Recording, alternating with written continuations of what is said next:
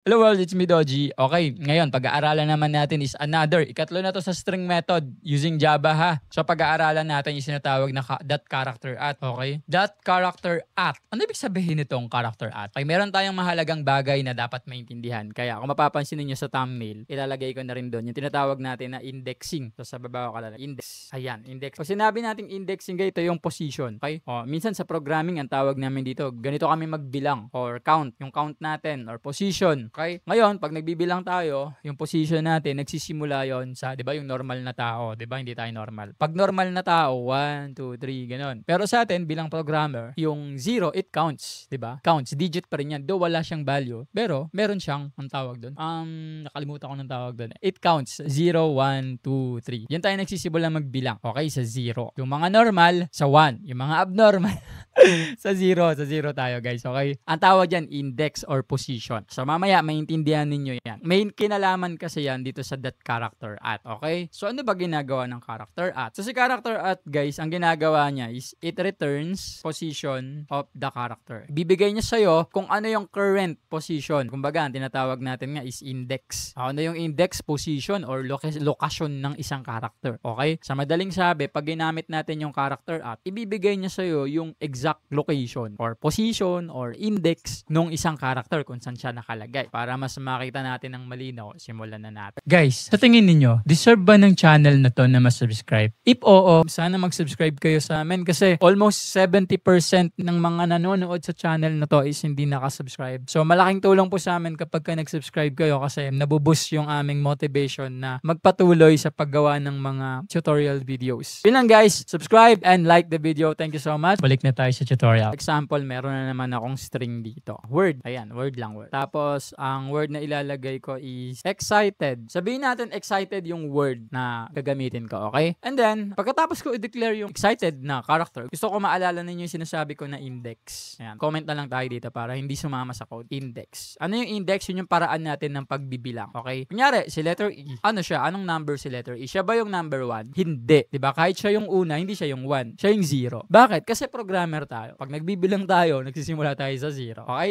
0, 1, 2, 3, 4, 5, 6. So dito, makakuha mo na yung kanilang mga index or position. Okay? Si letter T, ang position niya is 4. Diba? 1, 2, 3, 0, 1, 2, 3, 4. So, totoo ba? Okay? So, patunayan natin na talagang si number 4 sa index, siya yung letter T. O, paano natin gagawin? O, magde-declare tayo ulit ng isang variable. Anong de-declare natin? String ba? Hindi. Bakit? Kasi ang papatunayan lang natin is isang letra. So, character type lang yan. Character, sabihin natin yung variable name is letter. Ano magiging value niya? Lalagay na natin ngayon yung method, character at. So, paano yon? Yung word na variable na pinaglalagyan ng word natin, may mention mo siya. Si word, tapos idudugtong ko tong character na to. Ano yon? Dot char at.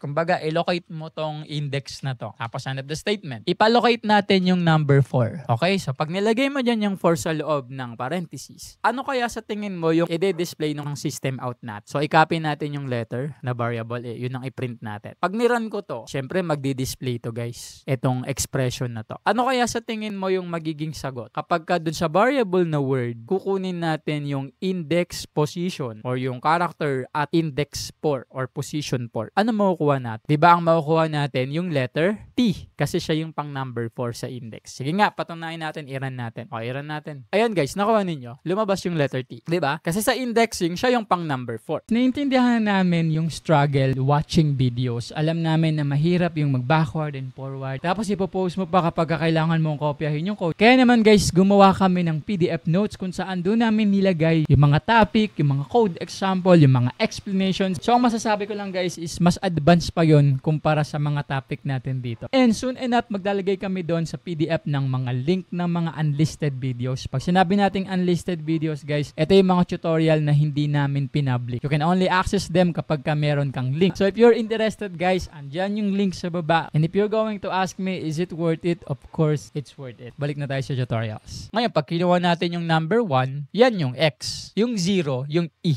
O sige, i-run natin muna yung 1. Dapat makuha natin yung X. Ayan, nakuha mo na naman yung X mo. Diba?